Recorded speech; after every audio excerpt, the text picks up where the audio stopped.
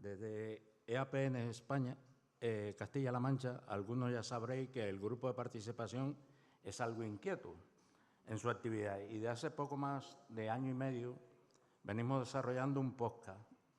Sin derechos estamos apañados, donde quienes somos nosotros mismos, las personas que formamos parte del grupo de participación de Castilla-La Mancha, quienes entrevistamos a personas expertas en los derechos sociales y de interés.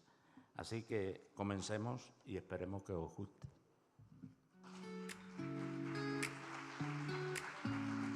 La humanidad tiene medios para acabar con la pobreza y el deber de erradicarla.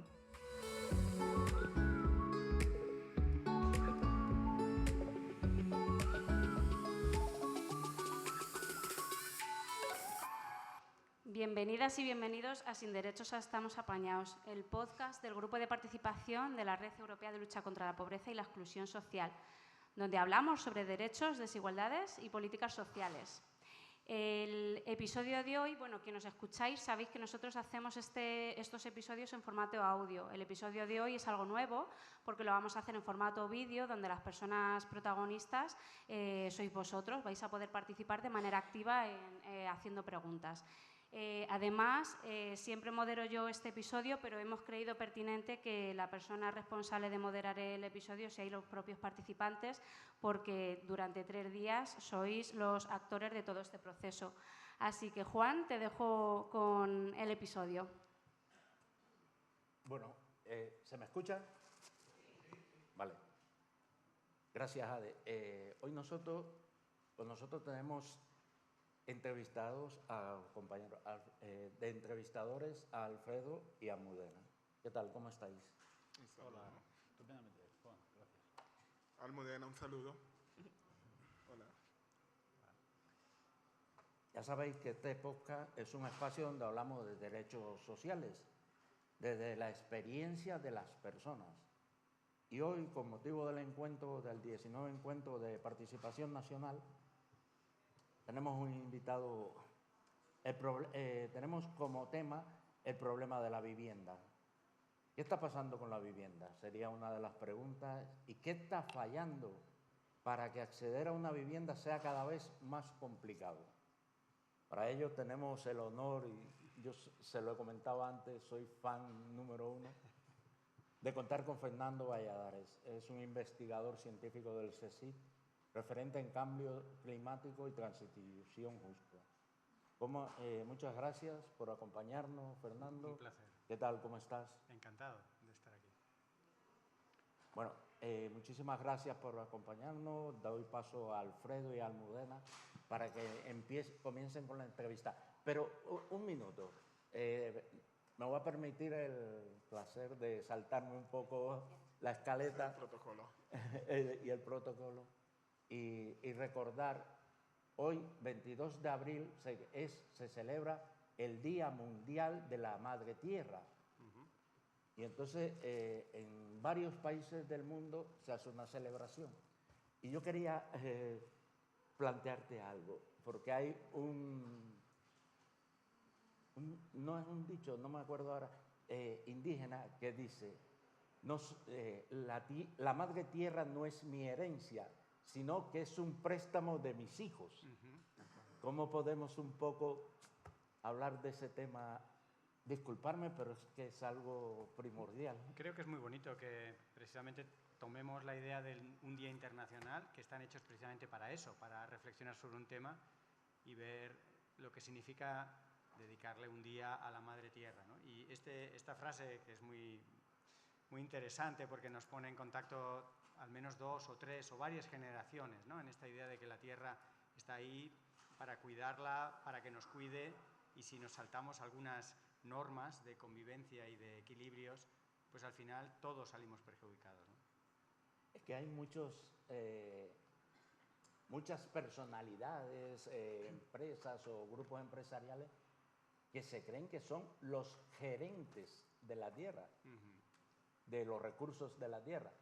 Y los recursos de la tierra, en fin y en cuenta, son finitos. Totalmente. Entonces, cada día vemos la economía, no, la economía tiene que crecer, basada en unos recursos finitos del planeta. ¿Cómo ves esta incongruencia?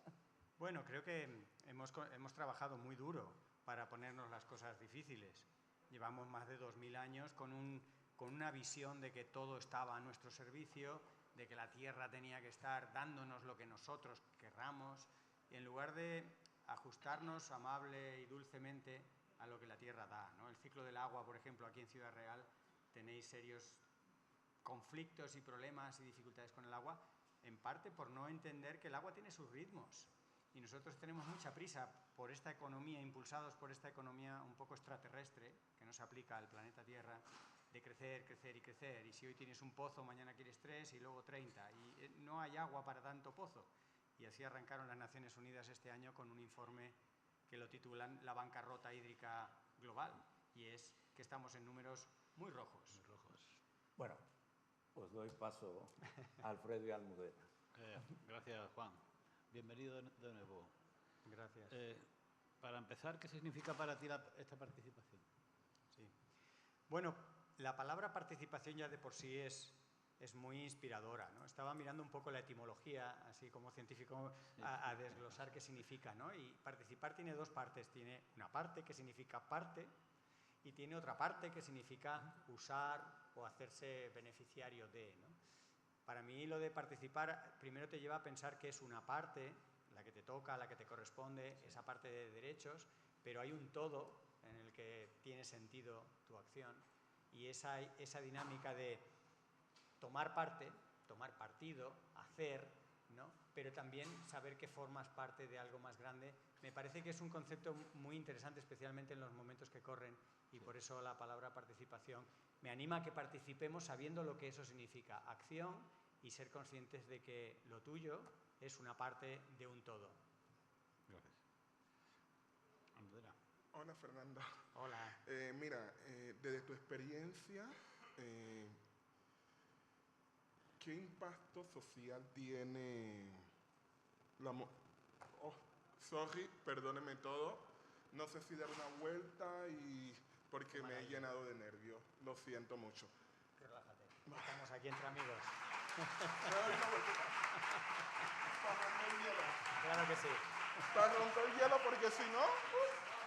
Bueno, compañero. Claro. Fernando. ¿Respira? Pues, desde tu experiencia, ¿qué capacidad de impacto tiene la movilización social para proponer cambios sociales? Bueno, para mí creo que es clave, y de hecho en los tiempos que corren... O en la sociedad, perdón. En la sociedad, sí. La Sí, idea socialmente. la tenemos clara de esto de participar y cómo la sociedad puede cambiar cosas, ¿no? Lo que estamos viendo es que cuando las cosas van bien, es decir, después de una guerra, los dirigentes hacen su trabajo. Pero cuando las cosas se ponen difíciles, los dirigentes no saben muy bien a dónde mirar. Y somos los ciudadanos, somos la gente la que le tiene que recordar a los dirigentes para qué están ahí y a quién tienen que fijarse. Y nos acercamos a un momento cada vez más difícil, después de muchas décadas de vivir en paz tras la Segunda Guerra Mundial, y nuestros dirigentes no están a la altura del desafío y tenemos que ser nosotros, pero además a mucha honra, porque la sociedad siempre ha estado a la altura de los desafíos, no así el sector privado o los representantes políticos, que están o no están a la altura de los desafíos. Así que fíjate si creo. Muy bien. ¿Cómo se le puede dar voz a las personas a través de la participación? Es un tema muy delicado porque hay que dar voz de forma amable y hay que, sobre todo, lograr que esa voz sea informada, pero desde la persona, no que repitan un mantra, que es una forma rápida y muy poco funcional de hacer que la gente participe, ¿no? Claro. Hay agrupaciones, colectivos, partidos, comunidades que lo que se especializan es en hacer fotocopias del líder o de un reglamento o de un mantra X, ¿no? Eso no sirve, eso no recoge, en primer lugar, el valor de la diversidad. En la sociedad hay gente muy diferente y esa diversidad es un gran recurso que se pierde cuando homogeneizamos esa diversidad y encontramos a gente que repite una y otra vez una misma cosa que no la han hecho suya, que no han pasado por su filtro familiar, social, cultural, económico, ¿no? Así que hace falta firmeza a la hora de lograr y buscar activamente esa participación, pero hay que también tener un margen de amabilidad y de empatía para que esa participación sea honrada, honesta y sea genuina, sea acorde a lo que cada persona puede realmente contribuir, ¿no? Eso es muy delicado y en eso hay que trabajar, como digo, desde el conocimiento, pero también desde la humanidad y la empatía. Y no son cosas que vayan de la mano, porque tendremos técnicos especialistas que conocerán cosas muy, muy especializadas, pero luego no les falta, o les falta esa dimensión más humana. Y al contrario, tenemos gente muy humana que le falta ese conocimiento técnico y hay que lograr una especie de matrimonio entre esas dos dimensiones para que la participación sea tan honesta como fértil.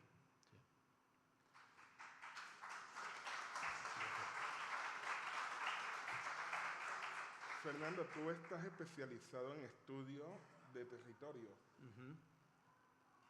y el cambio climático. ¿Qué papel juega en la vivienda? ¿Cómo vivimos los efectos del cambio climático en el día a día? Bueno, realmente la casa tiene mucho significado, ¿no? Tiene el significado casi metafórico de un lugar que te protege y un lugar donde vives y te sientes bien y acogido, ¿no? Y también tiene el significado más literal de unas 4 paredes con un techo. Y ante el cambio climático hay esa doble dimensión de la casa, de la vivienda. Por un lado, la eficiencia energética, una vivienda cómoda, saludable, ¿no? Todo esto cumple con unas normativas y satisface una serie de derechos. Pero la casa además tiene que cumplir esa función psicológica y social de dar protección y no de ser un mercado, no ser un objeto de peleas y disputas, no ser una medalla que se pueda colocar una determinada persona que te regala o te facilita o te da a cómodos plazos una casa. La casa tiene que ser más cosas. Y ojo con la palabra tiene que, porque si abusamos de esa palabra, las cosas tienen que ser, estamos abusando de la ética. Y creo que de ética no andamos muy sobrados. Así que cuando usemos la palabra tenemos que, usémosla con discreción. Creo que la casa en este sentido y la vivienda en el sentido que le estábamos explicando puede convertirse en algo de lo que sentirse orgullosos cuando se comparte y se globaliza y se logra, digamos, que realmente el derecho sea una realidad. No tanto por la obligación ética y moral, que también, pero sobre todo por la gran funcionalidad que confiere a una sociedad. Cuando vemos a una persona sin casa o cuando los jóvenes tienen dificultades para emanciparse, o cuando vemos muchas situaciones sociales en las que la vivienda es un obstáculo para el desarrollo, no solo es el obstáculo para esa persona, es el obstáculo para la sociedad en su conjunto, porque esa persona que no tiene casa es una persona que puede contribuir de forma única a la sociedad y estamos perdiéndonos todos y todas esa oportunidad de que esa persona participe plenamente y el mecanismo inicial es la vivienda. Yo estaba pensando en 3 cosas que comparten tanto esa dimensión de necesidad como esa dimensión de haber sido mercantilizadas. Una es la vivienda, pero otra es la energía y otras son los alimentos. Y las 3 cosas que son derechos universales y que son imprescindibles para que una sociedad funcione, tenemos que comer, necesitamos energía y necesitamos una casa, hemos permitido a lo largo de las décadas que hayan pasado a la categoría de, como dicen en el mundo anglosajón, commodities o bienes de mercado. Y esa priorización de bienes de mercado ha hecho que las personas con menos capacidad económica o más vulnerables se hayan quedado sin sus derechos. Y esto no solo es injusto, esto es disfuncional. Gracias.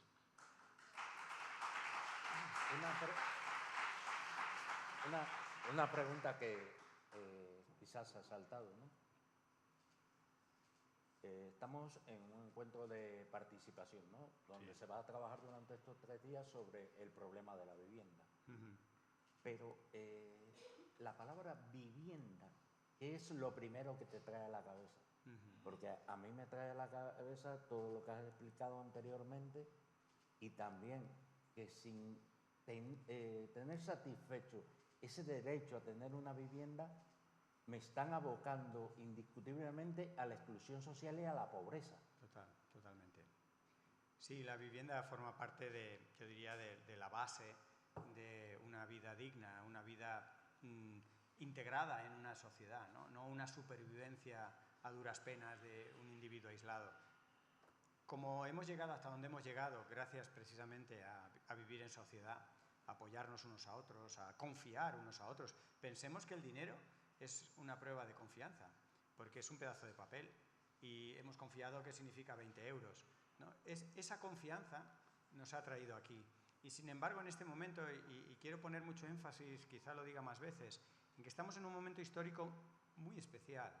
Se habla de transición y creo que no vamos a ver una transición, porque las transiciones transmiten la idea de algo gradual, de algo progresivo y algo planeado. Y me temo, ojalá me equivoque, que no va a ser algo progresivo, ni gradual, ni planeado. La transición, de alguna manera, la vamos a pasar, pero probablemente sea bastante más abrupta, sea más sincopada, a momentos de acelerón y de parón. Y en esos parones, mucha gente sin vivienda o mucha gente vulnerable es la que da unos pasos atrás y se queda absolutamente rezagada.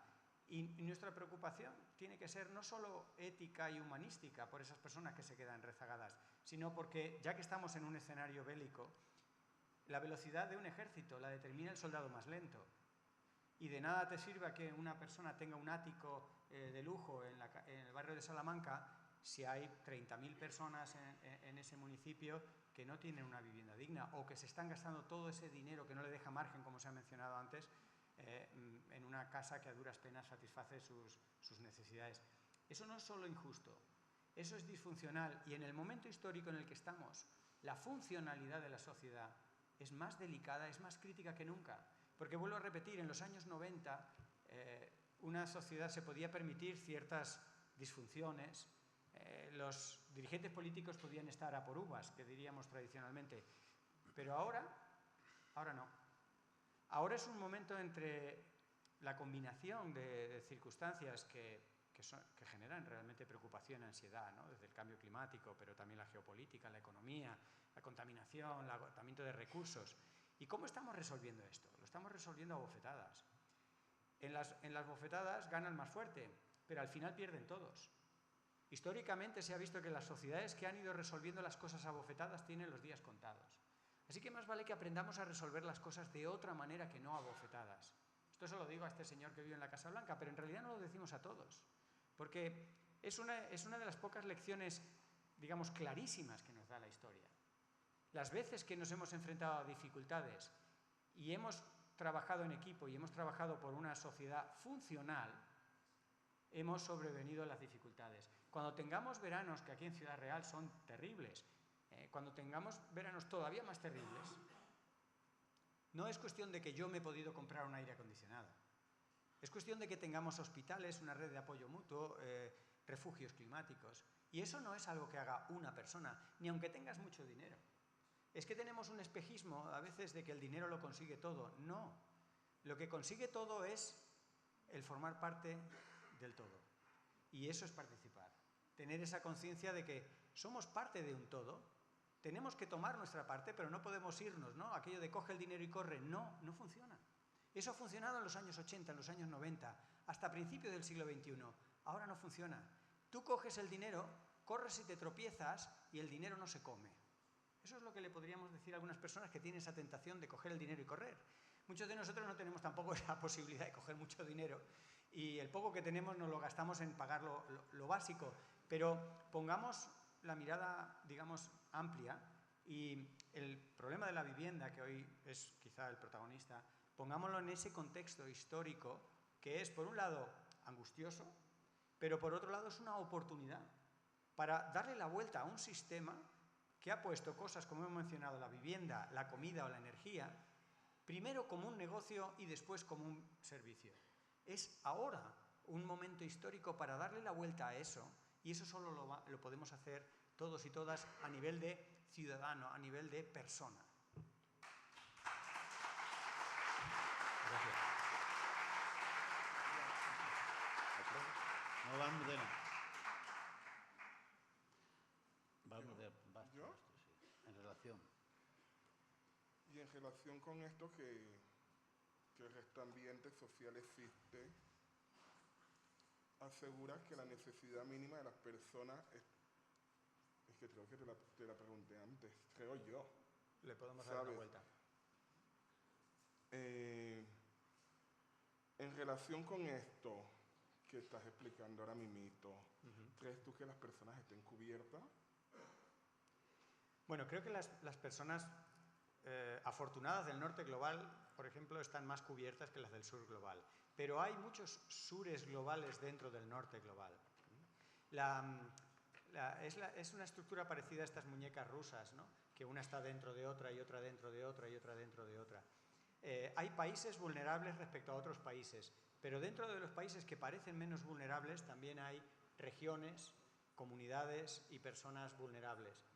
En España tenemos 2 o 3 grandes centros de captación de recursos, como son las grandes ciudades de Madrid y Barcelona, y luego tenemos toda una zona rural deshabitada o que se va quedando sin gente, en la cual hay una oportunidad, como decía antes, de darle sentido y darle ubicación y darle una nueva vida, o bien tirar por la vía del medio, que es lo más común, y poner ahí lo que no queremos en ningún sitio y poner ahí todas estas, digamos, macroinstalaciones que nadie quiere cerca y que son muy contaminantes. Eso sería un gran error, porque permitiría cubrir las necesidades de algunas personas durante un tiempo, pero globalmente eso no hace más que aumentar los desequilibrios y las desigualdades, y eso no va a funcionar.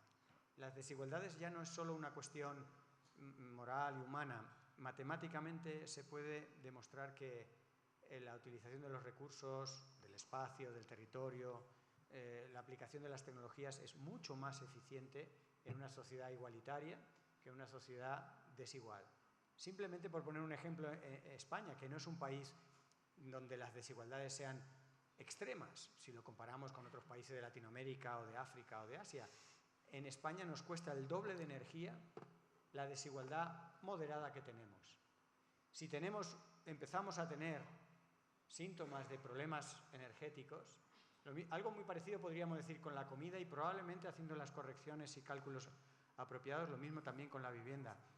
De poco nos sirve tener esa tecnología y esas posibilidades si tenemos un estado desigual en el que todo nos sale más caro en unidades de vivienda, servicios, agua y energía. Así que trabajar por una España más igualitaria no es solo una cosa de izquierdas o de rojos o de determinadas personas con una ideología, es una cuestión matemática.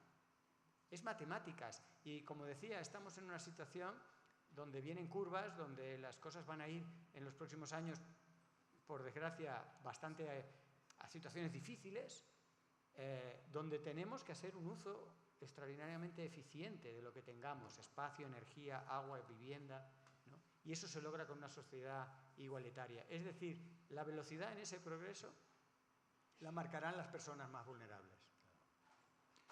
Y la manera de contar la realidad influye en la percepción de los problemas sociales por parte de la sociedad. Totalmente. Por ejemplo, al hablar de problemas de ocupación en lugar de vulneración de los derechos de la vivienda. Totalmente. ¿Por qué crees que se producen estas narrativas? ¿Y cómo se pueden enfrentar? Mirad, en los últimos años he hecho un gran esfuerzo por salirme de la comodidad de mi laboratorio y contar las cosas. Contarlas en la televisión, en las redes, en las tertulias, donde me dejan, ¿no? Incluso en consejos de administración de grandes empresas. Y he podido jugar mucho con las narrativas. Primero, mi propia narrativa, cómo contaba el cambio climático, cómo contaba el uso del territorio. Pero luego he ido explorando interactivamente esas otras narrativas. Y he llegado a una conclusión que se puede encontrar en otras reflexiones, y es que cuando una sociedad entra en dificultades y en problemas, empieza a ser un uso abusivo de los eufemismos. Una sociedad que no funciona no se atreve a llamar a las cosas por su nombre. Nadie se atreve a decir esto no funciona. Se dice tenemos un nuevo plan. Cuando empecemos a encontrar palabras que suenan bonitas como desarrollo sostenible, ¿no?, pensemos que en realidad no hemos sido capaces de desarrollarnos y pretendemos que es sostenible y que con ese adjetivo pues suavizamos los impactos del desarrollo. Tenemos que ser valientes para llamar un poco a las cosas por su nombre, más que nada para saber a qué nos referimos, porque cuando uno utiliza palabras con eufemismo, hay riesgo de que cada persona o cada clase social o cada comunidad autónoma interprete la palabra de otra manera o de una manera. Entonces, vulnerabilidad, pues es una palabra que, en fin, pero si tú dices hambre, enfermedad y muerte, hay muy poca duda. Y creo que tenemos que aprender a traducir instantáneamente y hacer explícitas palabras que son, digamos, dolorosas, pero que son muy claras.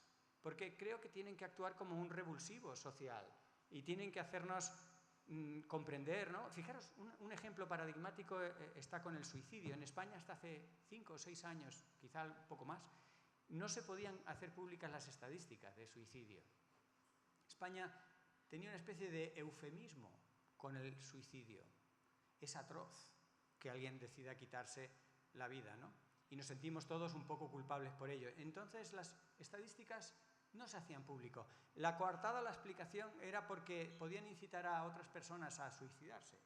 Bueno, por fortuna hemos pasado de ese eufemismo y ahora se habla de suicidio. Y ahora podemos saber que los jóvenes, por ejemplo, menores de 25 años, su principal causa de muerte es el suicidio.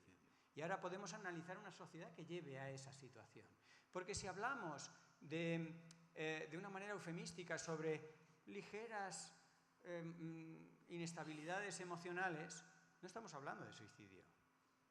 Y creo que es un síntoma y que tenemos que detectar un poco como si fuera una especie de radar de palabras que suenen bien, ¿no? Y tenemos que animar a nuestros políticos y responsables a que usen las palabras reales para decir.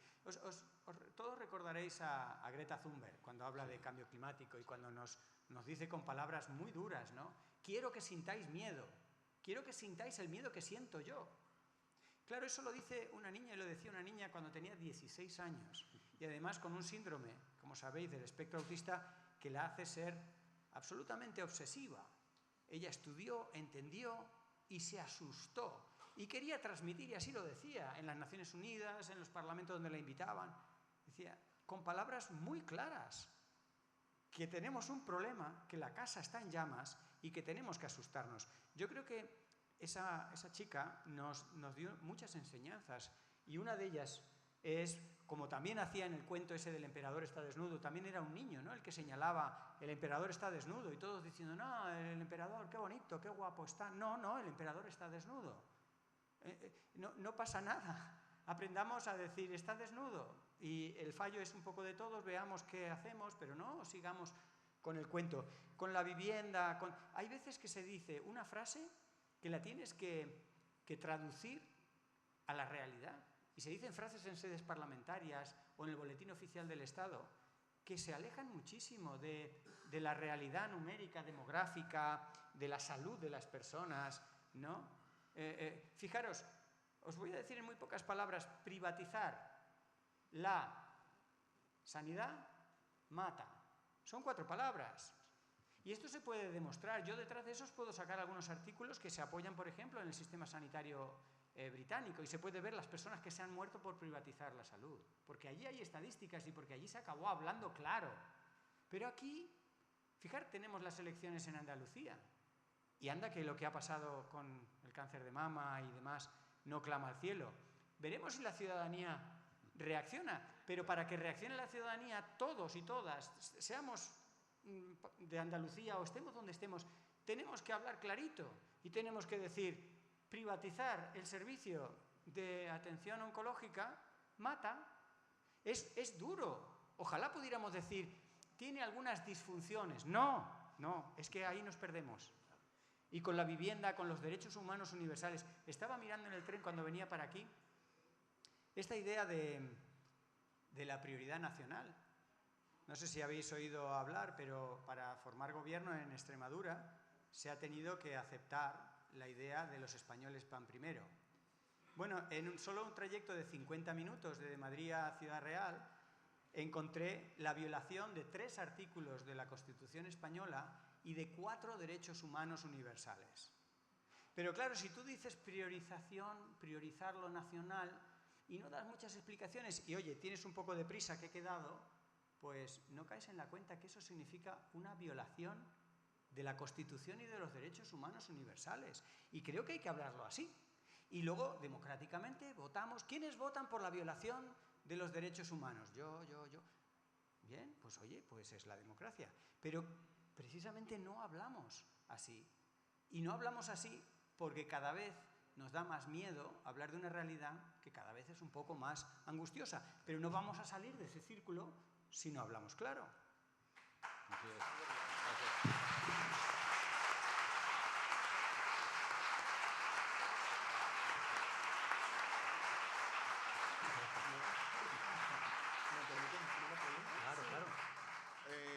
Alfredo, yo te quiero hacer una pregunta. Bueno, no está aquí, me estoy saltando y Muy bien. perdónenme, Adelante. porque si no soy yo. Claro. Si estoy en el protocolo, no soy yo. Entonces tengo que saltarme. Alfredo, mira, yo te quería preguntar, se habla mucho de lo real. Se habla mucho de lo real, de la igualdad real, de que luchamos por una vivienda digna, pero tú que eres un profesional, yo quisiera que tú me dijeras a mí, le dijeras a todas las personas que estamos aquí presentes, ¿qué en realidad está pasando cuando se lucha por una igualdad real, por una mejor calidad de vida, se lucha por una vivienda digna y cada día las habitaciones más caras, los pisos más caros? Es que ni a vosotros que son españoles, ¿sabes? Ni vosotros que son españoles, les cuesta conseguir una vivienda. Entonces, se habla de la igualdad real, pero ¿qué es lo que pasa? No veo lo que es, ¿sabes? No veo en realidad de que se dice, sí, las ayudas, vamos a ayudar, vamos a esto, pero ¿por qué no se pone en función? ¿Por qué no es real? Es lo que yo quiero saber, ¿qué es lo que pasa? Porque hay algo ahí que no sé, que me pierdo yo, porque voy a talleres, voy a eventos, voy a todo, y se habla siempre de lo mismo, pero nunca se llega a concreto en lo real, ¿sabes? En buscar la solución para esa familia que de repente está ahora mismito en el SAMUR social o está en un albergue. Y te lo digo porque yo como he trabajado, entonces lo digo por eso, porque lo he vivido también. Entonces yo digo, ¿dónde está lo real? ¿Sabes? Entonces no es que yo... ¿Perdón? ¿Dónde está la humanidad? También, ¿sabes? Claro. También. Entonces pues la verdad es que la humanidad la hemos vendido y la hemos vendido muy barata. Este es uno de los problemas. Y nos hemos dado cuenta... a partir de los años 70, 80, se calcula que hubo una gran fractura social, pero fue una fractura social voluntaria. Los trabajadores dejaron de ser trabajadores para ser consumidores. Ese salto hizo que le diéramos total potestad a los que nos daban nuestra adicción preferida, que era consumir. Perdimos la conciencia de clase y cada uno a la suya. Fuimos dejando que, digamos, las entidades privadas hicieran cada vez más negocio con lo que venían haciendo un negocio relativamente moderado. Y un ejemplo, en los años 70, el CEO de una empresa ganaba más o menos 20 veces más que un trabajador promedio de su propia empresa. Ahora esa diferencia es 200. Pero es el resultado de 30 o 40 años de ir dejando que las cosas funcionen, ¿no? Pero lo vemos en cosas a veces muy cotidianas, ¿no? Los aforados, por ejemplo, en España. ¿Por qué hay tantos aforados? Yo entiendo que haya un aforado, lógicamente una persona en un puesto de responsabilidad tiene que tener una cierta protección, porque si le están dando denuncias todo el día, pues tiene que tener una cierta protección. Muy bien. Realmente España tiene un número de aforados que es espeluznante y desconcertante, por lo alto. Y eso no ha sido un proceso de hoy para mañana, eso han sido décadas de privilegios que se han ido dejando y que hemos entre todos pues, normalizando. Bueno, pues era normal que esté aforado hasta un concejal de tercera en un pueblito de 50 habitantes. Pues no, pues ya tantos aforados. El precio del menú en el Parlamento no puede ser tan barato y la vivienda no puede ser objeto de especulación. Yo hace unos 30 años me trasladé a Tres Cantos como estudiante, había terminado mi tesis y estábamos ya buscando mi pareja y yo dónde irnos. Y en Tres Cantos, en Madrid, al norte de Madrid, a 20 kilómetros, había en aquel entonces bastantes viviendas de protección oficial. Y una cosa, nosotros en aquel entonces pues éramos estudiantes y no sabíamos mucho del mundo. Y me pasaba lo que te pasa a ti con la realidad. Porque cuando yo miraba las casas de protección oficial, primera cosa, eran chalés adosados. Y digo, bueno, interesante. Se vendían sin construir el ático, porque se pasaba de los metros cuadrados que te permite entrar dentro de la categoría de vivienda oficial. Pero todos sabían que luego, una vez que te daban las llaves, tú allí construías. Primera anomalía un poco extraña. Pero sobre todo la anomalía que era más al día a día era yo me iba a comprar el pan y veía que estacionado frente a la puerta de cada chalet adosado de protección oficial había un BMW despampanante. Y yo decía, oye, pues ese BMW en parte es mío, ¿no? Porque si he entendido la idea de protección oficial es que esa persona se ha ahorrado un pastizal en esa casa que la ha puesto en ese coche, con lo cual ese coche voy a llamarle y que me lo deje el viernes. Hemos normalizado que enfrente de una casa de vivienda de protección oficial haya un coche de lujo. Eso no es normal. Eso tendríamos que preguntarnos todos. Algo está pasando. O hay un dinero en negro, o lo que luego fue ocurriendo es que esas viviendas se perdían ese estatus y de una cosa que valía, ponle por decir, 6 millones, pasaba a costar 60 millones. O sea, que te daba para el BMW y muchas otras cosas. Y todo eso estaba ocurriendo mientras yo pasaba de tener 30 años a tener 35, 40. Y conforme pasan los años, yo me sigo frotando los ojos para ver esa realidad que tú te preguntas. Es decir, ¿pero cómo es posible que normalicemos lo que no es normal? Así que os pido que reforcéis vuestra dosis de asombro, que os toméis asombrina y que al llegar a casa empecéis a asombraros de las cosas.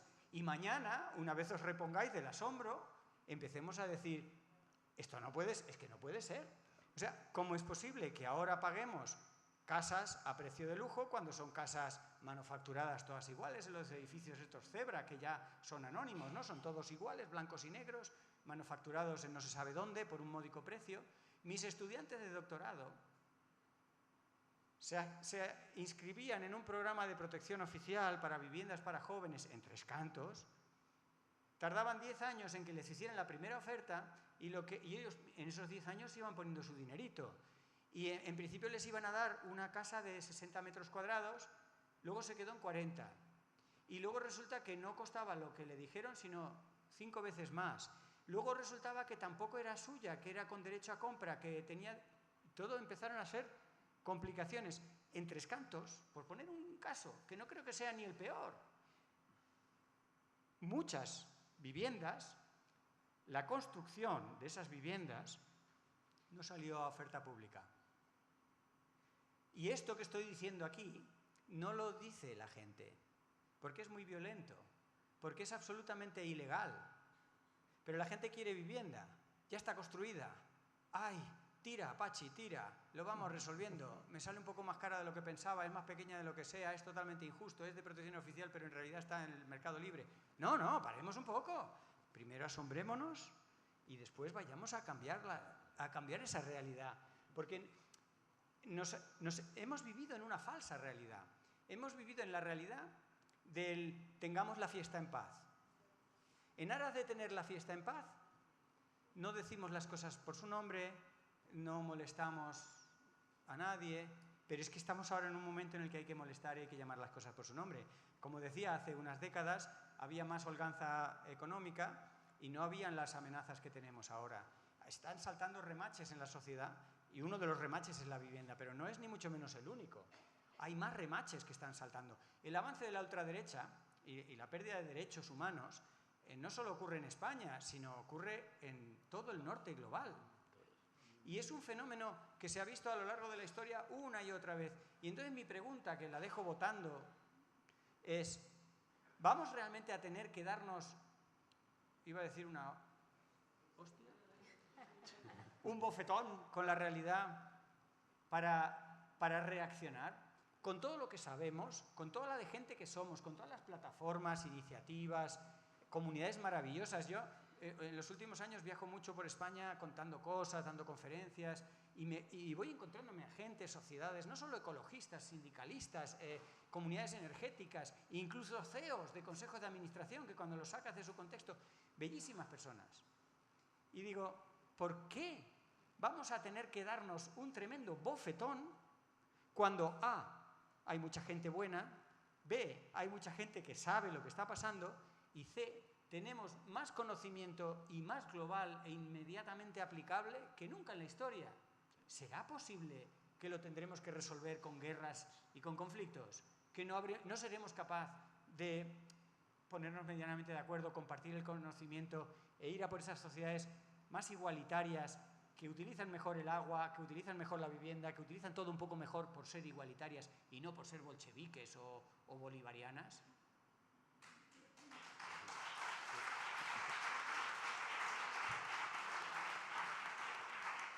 Es muy interesante toda esta cosa que hemos ido charlando aquí sobre participación y vivienda. Y yo no me he tomado la pastilla esa que tú dices que tengo que comprar. La sombrina. La sombrina. Así que sigo asombrado. Y hay una cosa que tengo reglado que tengo que preguntarte, pero hay otra que es una pregunta que me ha surgido ahora tú hablando de todas estas cosas. Y lo debes conocer. El caso en Alicante, viviendas de VPO que parecen palacios y que se lo han quedado todos familiares. ¡Qué desgracia! Eran familias del gobierno de Alicante. Vaya desgracia que han tenido.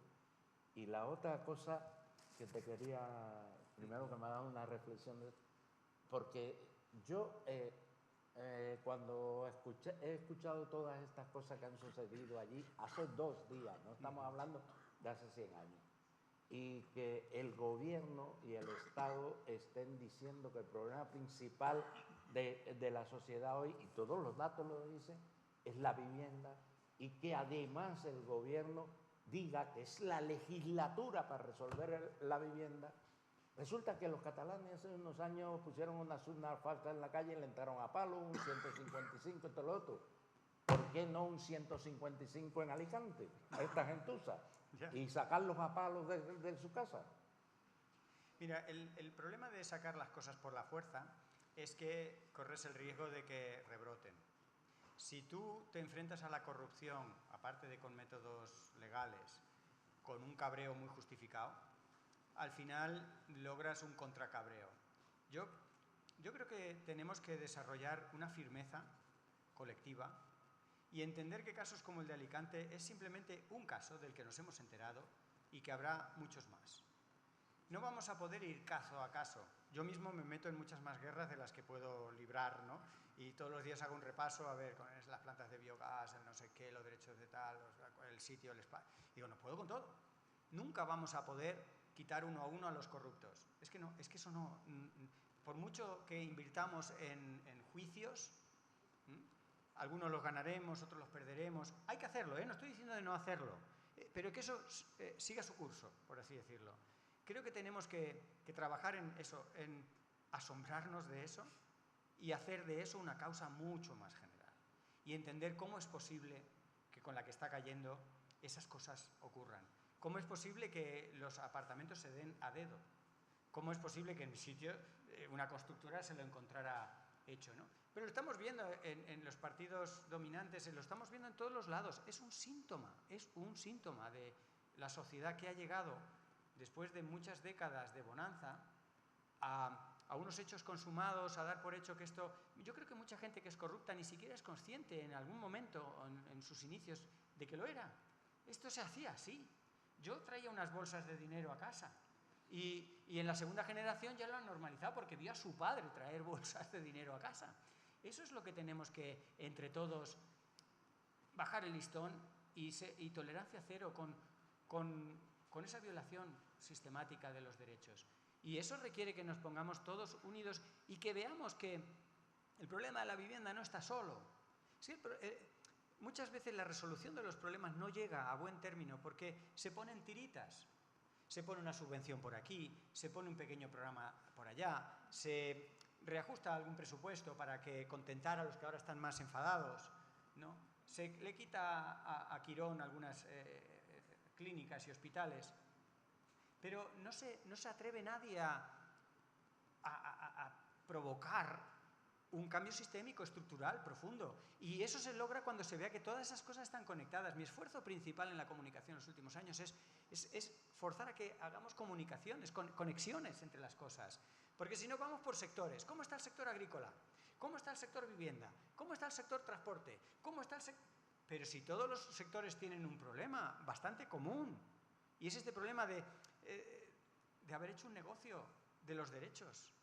Si nosotros entendemos esa comunalidad y entendemos que formamos parte de ese problema, que lo hemos aceptado todos. La sociedad del centro comercial es la sociedad esa que en los años 70 pasó de ser trabajador a ser consumidor, y que el centro comercial lo diseñó un urbanista austríaco que luego se arrepintió 1000 veces de lo que había hecho. Un centro comercial, como metáfora de la sociedad en la que vivimos, es un lugar sin ventanas. Porque la primera cosa es que tienes que perder la noción de la realidad. Tú no tienes que saber la hora del día, ni tienes que saber si llueve o no llueve. Tú te metes allí y lo que más se planea es la temperatura, la humedad y la música, para que tú no salgas de allí. Así empezó todo en los años 70. Parece una historia y el Homo sapiens es de historias, es de contar historias. Contemos esta historia, contémosla en casa y pongámonos a nosotros como también actores de esa historia. Pero actores que de repente dijeron, pues yo quiero un centro comercial con ventanas y quiero un centro comercial que tenga un horario digno para los trabajadores y que no especule con los productos y que si el aceite de oliva vale esto, que valga esto. El precio del aceite de oliva, ¿cómo puede estar determinado por el mercado británico? Sí, donde se produce es en España. Bueno, pues estas cositas que van saliendo mientras caminamos en un centro comercial humano, en una sociedad en la que nos atrevamos a hacer esas conexiones, por complejas que sean, y a que nos cuestionemos que de este lío, de este gran lío, no salimos resolviendo uno a uno, resolviendo un caso a caso de corrupción, un caso a caso de un sector. Mira, es que ahora la vivienda, y igual resolvemos la vivienda así un poco parcialmente en 4 años. Fijaros, hace poco vi una serie, Los niños del plomo, niños envenenados por una gran fábrica en Polonia. La manera de la fábrica para seguir contaminando, en un momento en que ya la tensión era tremenda, era darles una casa. Le dabas una casa y la gente se callaba. Por fortuna, y mujeres tenían que ser, porque los hombres estaban trabajando contaminados y obcecados y no veían la trampa de la fábrica. Las mujeres dijeron, no queremos casa. Y si es una casa que sea absolutamente para todos, no solo para las 40 que estamos aquí protestando, sino para las cientos de personas afectadas por la contaminación de esta fábrica. Ah, amigo, en la película por lo menos, y parece que está basada en hechos reales, se logró casas para todos. Pero hubo que plantarse mucho y hubo que entender que lo de las casas era una pequeña limosna. No vivimos en tiempos de limosna. Tenemos que de alguna manera repartir la riqueza, pero no por justicia, sino porque es que la riqueza, si no se reparte, no funciona. El despilfarro no nos lo podemos permitir y la desigualdad trae despilfarro. Así que todo esto tenemos que ponerlo patas arriba, amigable y amistosamente.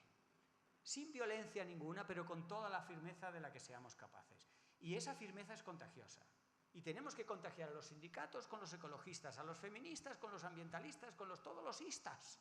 Porque casi todos los istas incluyendo los taxistas, comparten la búsqueda de derechos. Veamos qué hay en común y entonces nos seguirán los representantes políticos y se acordarán de que nos tendrían que representar.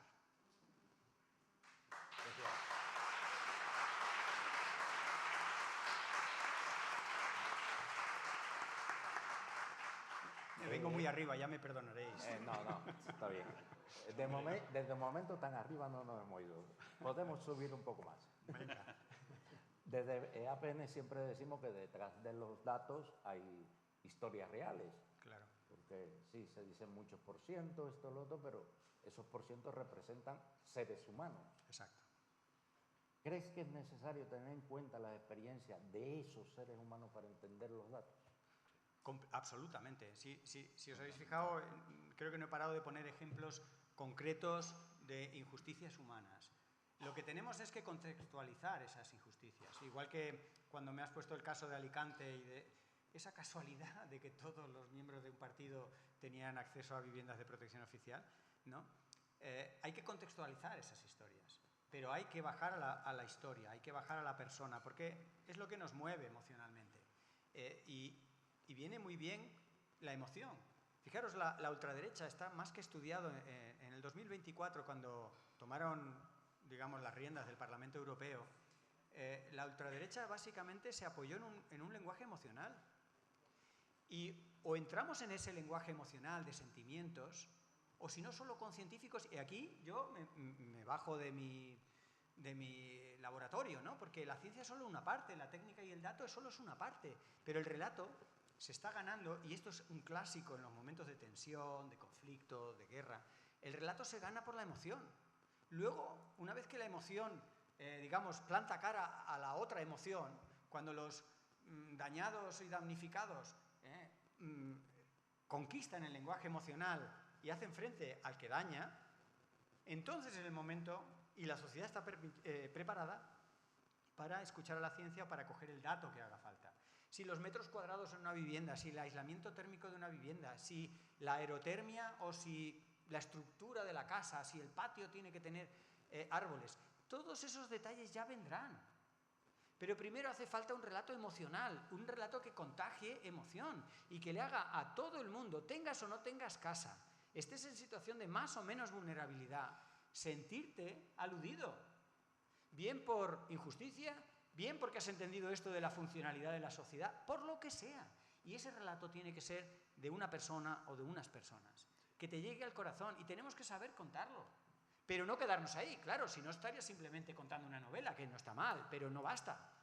Entonces, de la novela, del cuento, de la historia basada en personas, hay que escalar y ver estas conexiones con otros problemas análogos y ser capaz de empatizar con alguien en la India o en Sierra Leona o en Nicaragua, y empatizar no solo por lo humano, sino por el desafío humano que estamos experimentando, que salvando muchas distancias, porque nosotros tenemos ciertas comodidades y ciertas infraestructuras que en otros sitios no tienen, en el fondo nos enfrentamos con bastante miedo, si hablamos honestamente, a una civilización que no reconocemos, a una Europa que Ursula von der Leyen, y no me canso de decírselo, le he mandado un mensaje grabado textualmente, querida Úrsula, diciéndole básicamente lo que os voy a decir.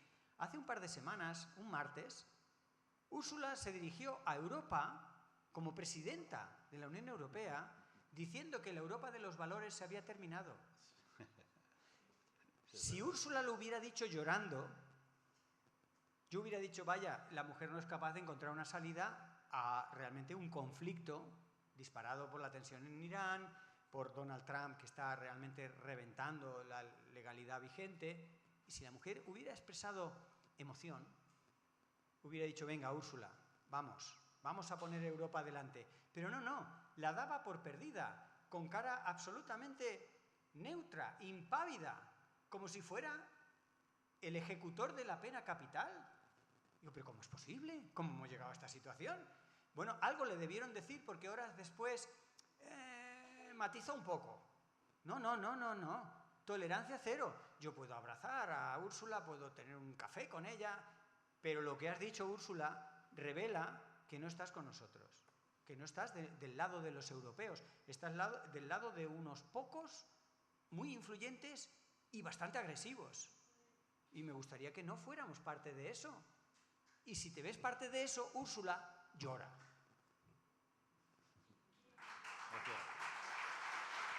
Bueno, se nos está acabando un poco el tiempo y vamos a aprovechar que hay personas de varias comunidades aquí y para darle posibilidad de que hagan alguna pregunta. Valencia, tenía una pregunta para Fernando. Ay, Valencia, voy mucho por Valencia y la Dana, madre mía, la tengo en el corazón. Valencia y Extremadura.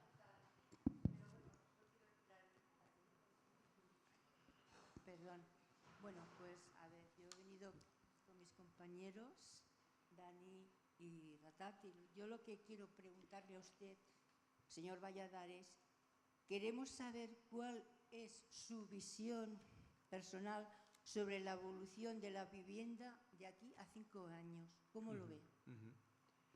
Bueno, los científicos nos distinguimos de Nostradamus o de los adivinadores del futuro en que nosotros normalmente hablamos de escenarios y los adivinadores del futuro te dicen va a pasar. Los escenarios que se abren en este momento a esos 5 años que tú dices son varios. Podemos simplificarlos en 2 o 3 por no perdernos, ¿no? Pero tenemos escenarios más favorables y más desfavorables, claro, dependiendo de a quién le preguntes, porque pueden ser favorables para el Producto Interior Bruto y para los inversores o pueden ser favorables para la ciudadanía. Bueno, creo que en los próximos 5 años se va a intentar que sean favorables para la inversión, pero no va a ser posible. Esto ya sí que es una opinión personal.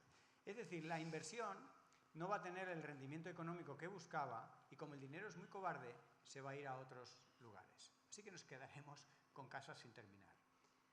Esto es un escenario. El escenario en el que los políticos no se atreven, el sector privado insiste en seguir sacando rendimiento a cualquier precio de todo lo que tenga que ver con la vivienda, y ese es el escenario 1. Le llamo escenario 1 porque es la proyección de lo que está pasando.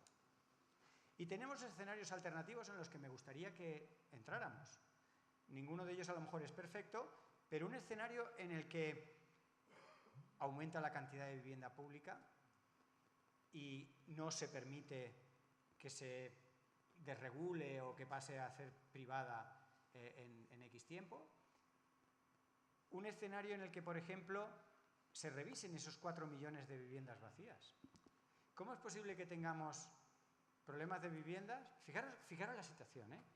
Tenemos un problema grave de vivienda, ¿no? Hay millones de personas en este país que no tienen casa o que no pueden pagar una casa, viven con sus padres o con sus abuelos, etcétera, etcétera, etcétera. Bien, tenemos 4 millones aproximadamente de casas vacías y el sector de la construcción no para de crecer.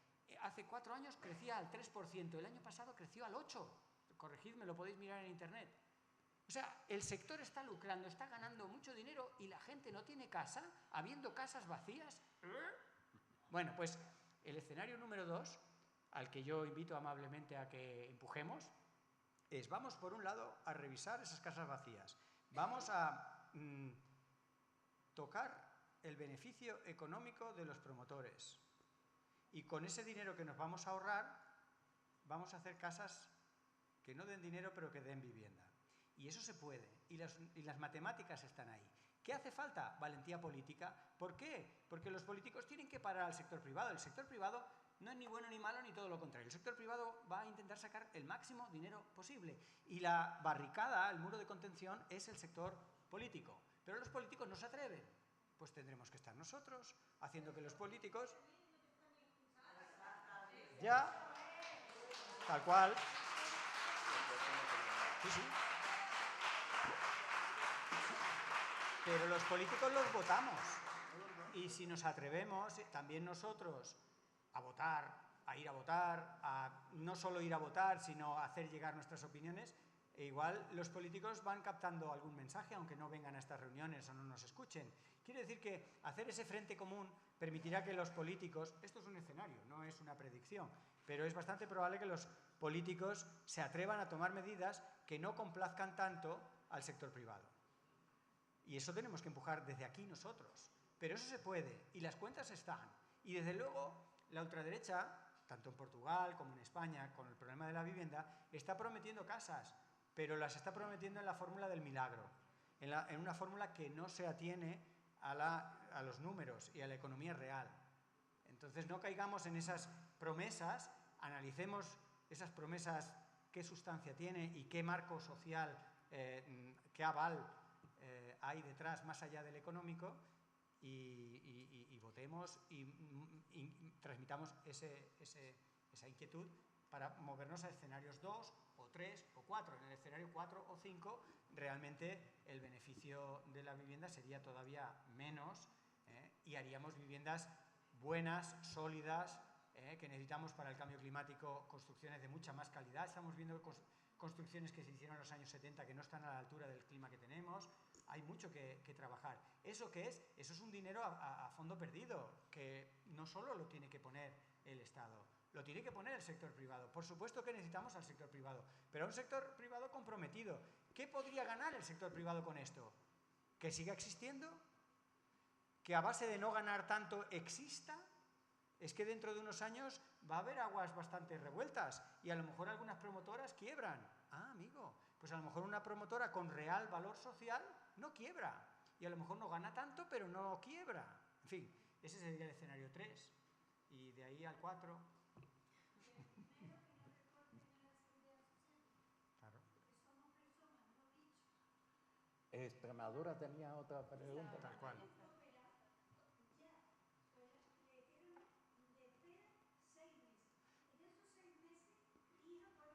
Fíjate, está por algunos que quizá no quede grabado, por decir que una persona nos hace ver el problema de la sanidad, ¿no? Y que yo también lo mencionaba y hablaba de la sanidad, la alimentación, la energía y la vivienda, como temas que por haberse convertido primero en negocio y después en servicio, pues están dando lugar a muchas injusticias. Por eso creo que es tan importante que veamos, si te preocupa la vivienda, muy bien, muy lícito que te preocupe, pero no la veas como la vivienda sola, ¿no? Fijaros, los mineros en el Reino Unido fueron apoyados y apoyaron al movimiento gay. Una cosa muy contrastante, porque la visión de los mineros era muy viril, pero entendieron que la unión de los mineros con los gays permitía ¿qué? Los derechos humanos. Por eso la unión en esta situación es clave, que hagamos uniones intelectuales, de esto está conectado con esto, y luego uniones físicas, plataformas realmente como esta que nos trae hoy aquí, que son plataformas que buscan erradicar la pobreza, la vulnerabilidad. Eso puede ser vulnerabilidad medida en muchas unidades económicas, energéticas, sanitarias.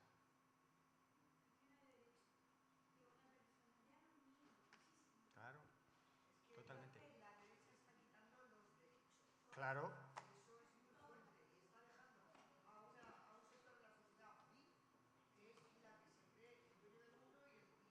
Pero tenemos que atrevernos a hablar de política sin enfadarnos demasiado. Como científico muchas veces mis colegas me dicen, Fernando, te estás metiendo en un charco político. Y yo digo, ¿pero qué no es política? Si estar vivo es el mayor acto de política. Si es que todo es política. El conocimiento que podemos tener los científicos tiene una proyección política, tiene una consecuencia social. Entonces, atrevámonos a hablar de política. Alguna vez, hablando en cosas de cambio climático, me acababan preguntando, ¿qué podemos hacer por el cambio climático? Y yo digo, por las noches hablar de política en casa. Me decían, sí, hombre. Como tenemos muy asociado que lo de la política es horrible, es espantoso, pues será lo que sea, pero hay que hablar de política, hay que politizarse en el mejor de los sentidos, hay que elevar la política a hacer posible lo imposible, a alcanzar consensos, incluso con personas ideológicamente en las antípodas. Eso hay que hacerlo y hay que ensayarlo. Vamos a darle paso a Extremadura, que tenía una pregunta. Buenas tardes. En los últimos años, el acceso a la vivienda se ha convertido en una barrera creciente, no solo para emanciparse, sino también para acceder a las oportunidades laborales. Esto se ve en especial intensidad en zonas de alta demanda, tanto rural como turística, donde muchas personas no pueden acceder a trabajos, ni siquiera temporales, por falta de alojamiento disponible. ¿Hasta qué punto crees que el problema de vivienda está condicionando el acceso al empleo y limitando el desarrollo económico de estos territorios? Has puesto, yo creo que el dedo en una llaga importante, porque como tenemos tendencia a ver los problemas separados, vemos el tema de empleo por un lado, el tema de vivienda por otro, pero estás haciendo una maravillosa conexión. Y en casos concretos se puede ver incluso que la conexión es muy, muy directa. En el medio rural, por ejemplo, en zonas del medio rural donde el alquiler de esa casa en 3 meses en verano da muchísimo más dinero que 8 o 10 meses un alquiler razonable, ¿no? El típico caso de un alquiler de 300 euros al mes que se convierte en 1.500 o 2.000 en las semanas o meses del verano, ¿no? Eso lo estamos viendo en muchas zonas. Se ha ido viendo primero en el litoral mediterráneo, pero va entrando. ¿Cómo no va a ser eso? En el Valle del Jerte se ve muchísimo. Claro. ¿Cómo no va a ser eso un bloqueo al trabajo? Muchas personas del mundo de servicios y de la hostelería, cuando tienen un contrato en Ibiza, lo primero que les dicen es: ¿tienes casa? Pero no solo le pasa al sector más obvio, como es el sector hostelería, sino incluso un funcionario, como puedo hacer yo, que es que te trasladas ahí, o un juez, o un médico, o un policía, que se traslada a Baleares y que tiene que vivir en un mobile home, en una caravana, en un parking, porque no hay vivienda. Con su sueldo, o sea, un funcionario de grado medio, 2.000 euros. Y si el alquiler vale 2.000 euros, ¿cómo vas a vivir? O sea, claro que es un obstáculo. Es un obstáculo para trabajar y es un obstáculo para que se trabaje en cosas que hacen falta al territorio. Fíjate si es un obstáculo tremendo. Pero como nos ponemos las orejeras por conveniencia, tanto unos como otros, aquí no me gustaría que culpabilizáramos solamente a los políticos, que por supuesto, pero aquí nos ponemos todos muchas orejeras. Mientras un problema local o un problema que yo entiendo se resuelva, pues tú te apañas. Y me encanta que hayas puesto esa conexión. Es un ejemplo perfecto de lo que os estoy pidiendo hoy que hagamos. Conectemos cosas, y la vivienda como algo que, claro, que está en la base de muchas cosas y por tanto conectada con muchas cosas, entre otras cosas con el desempleo y la falta de oportunidades laborales. ¿Cómo vamos a reocupar sanamente el medio rural y tanta España vaciada si no tenemos viviendas que se las pueda uno pagar trabajando? Permíteme, mira, en el Valle del Jerte que hay tanta vivienda vaciada porque los pueblos están quedando desocupados. Claro. Y estamos hablando, básicamente donde yo vivo es Cabezuela del Valle, que es una zona donde se produce muchísima cereza y en temporada pueden llegar hasta 2.500, 3.000 personas más. Hay demasiadas casas desocupadas, pero no las dejan utilizar para las personas que llegan a trabajar.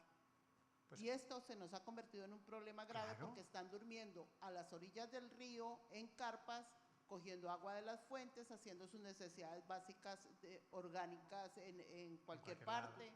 Y se nos ha convertido en un problema muy grande, tanto para la temporada de cereza como para la temporada de turismo. Claro. Y eso que están las caravanas. ¿Y eso cómo lo van a solucionar? ¿Lo van a solucionar priorizando lo nacional?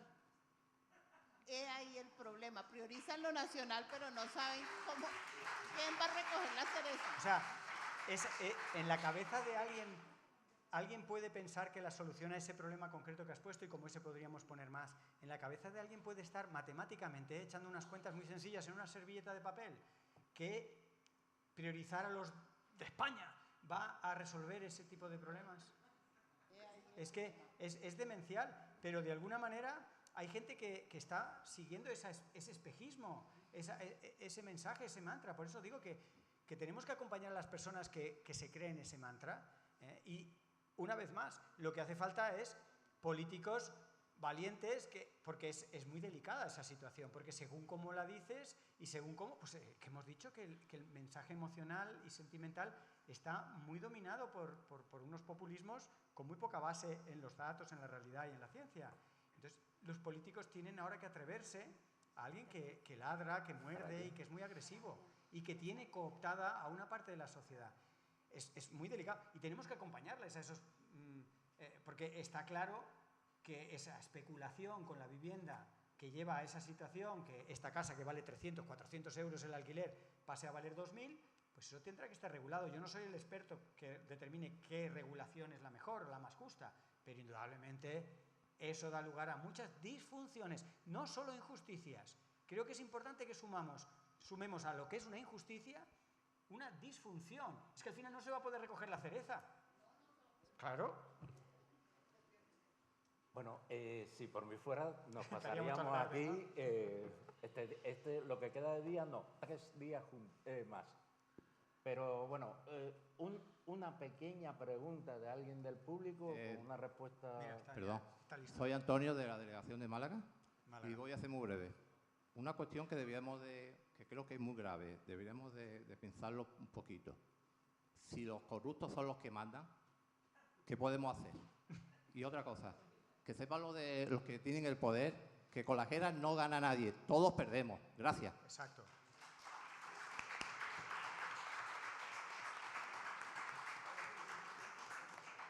¿Cuánto tiempo lleva el alcalde de Málaga siendo alcalde de Málaga? Esa es una pregunta retórica. Claro. Pero cuando tú has dicho los corruptos, y muchas veces hablamos de los corruptos, cualquiera de nosotros se corrompe estando más de 4 u 8 años en el poder. Y por eso, democráticamente, ya los griegos, estamos hablando de 2500 años, ya determinaron aquello de la rotación.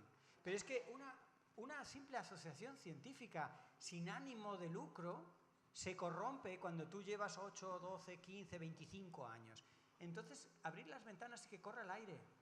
Pero no solo para que se vayan los corruptos, sino para que nadie tenga fácil corromperse, porque muchos de los corruptos, estábamos comentándolo, muchos corruptos se van corrompiendo por estar allí, por ver cómo se hacen las cosas, porque, uy, no me di cuenta.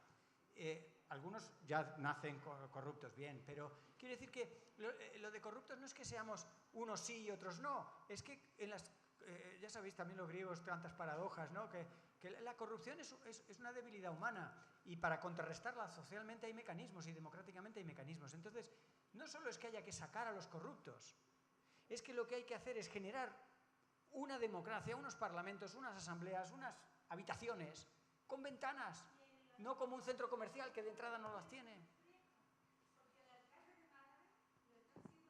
Sí, sí, que no quiero decir que sea el más corrupto ni el menos corrupto, pero... Claro, amablemente. Hay tantos alcaldes y alcaldes. Una cosa es en un pueblo que son 6 y nadie quiere ser alcalde. Eso es otra situación. Pero en tantos lugares de España donde los alcaldes y alcaldesas llevan 15, 20, 25 y más años, eso es una anomalía que deberíamos empezar, primero por considerar la anomalía y segundo por ir poniendo solución. Y es simplemente a lo mejor una medida concreta en la que podemos participar todos y no solamente culpabilizar a los corruptos. Por supuesto, los corruptos que vayan a la cárcel, lo que les pase, lo que les tenga que pasar. Pero generemos unas situaciones en las que ser corrupto sea más difícil. Es que la tentación está fácil, se lo hemos puesto muy fácil. Porque con tal de que tengamos la fiesta en paz y venga, tira, que no está tan mal, al final... Y eso es lo que me preocupa más que el sacar a los corruptos, que de alguna manera los va sacando, pero se renuevan, porque se dan las condiciones para esa corrupción.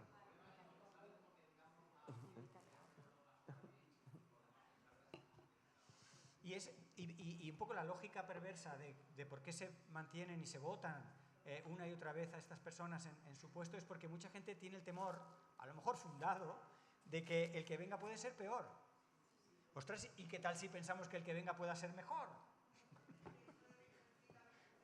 Eso es, la virgencita... Bueno, a ver, estamos un poco apretados de tiempo para terminar las cosas que faltan. Yo os propongo que podemos hacer una segunda parte de este podcast. Claro. Con tenerte de nuevo y que participes, aunque Encantado. sea de forma online. Como sea. De mi parte, yo es que estoy súpermente agradecido de que nos haya Encantado. acompañado. Yo hasta que no me invitasteis no sabía muy bien de la existencia, me sonaban las siglas de EAPN y ahora que no solo sé qué significan las siglas, sino que os veo las caras y veo lo que hacéis, pues estoy encantado de formar parte de esta comunidad y de colaborar en lo que la agenda y las fuerzas. Pues ya te tenemos en el listado de participantes. Gracias. De un grupo de participación.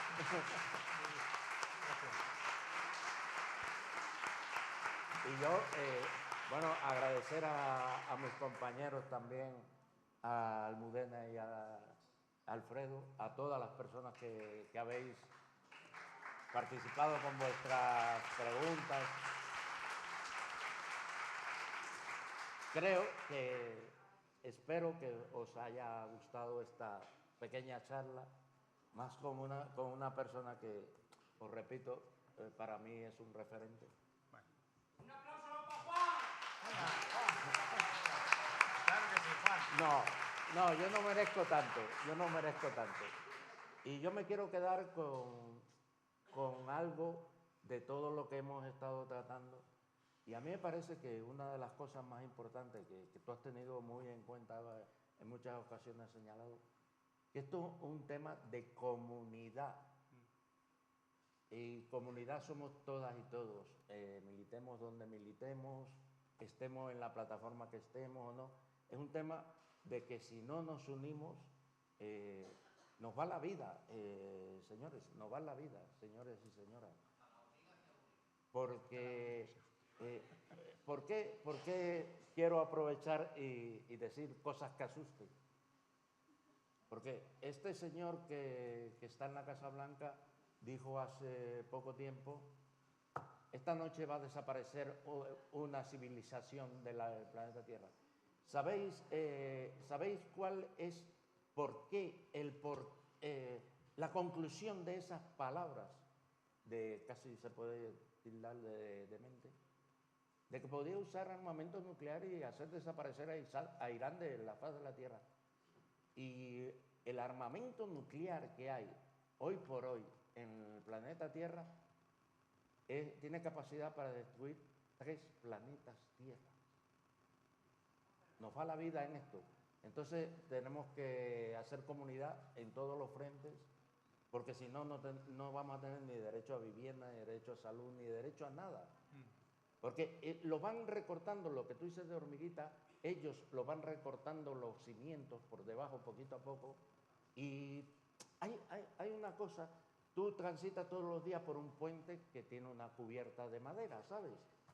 Y cada día viene un funcionario del ayuntamiento y quita una tabla de esa cubierta. Pero tú sigues pasando todos los días hacia allá y hacia acá en el tren.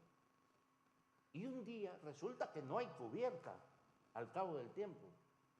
Y eso mismo pasa con los derechos.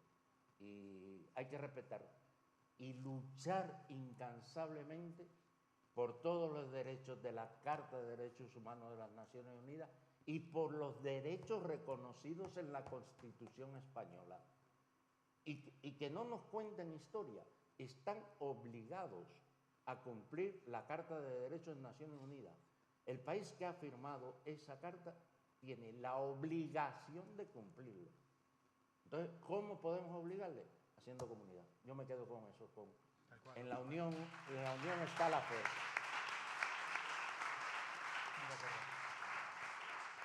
Y bueno, a que nos escuchéis luego en el podcast, muchísimas gracias por hacerlo y apoyarnos. Os animo a seguir en las redes sociales de todos de EAPN Castilla-La Mancha y EAPN España, para no perdernos ninguna actividad. Y recordemos que del proyecto de participación también hay una página web. Y nos escuchamos en el próximo episodio. La invitación queda pendiente. Muy bien. De otro programa. Y hasta la próxima, y que sea lo antes posible. Hasta la próxima.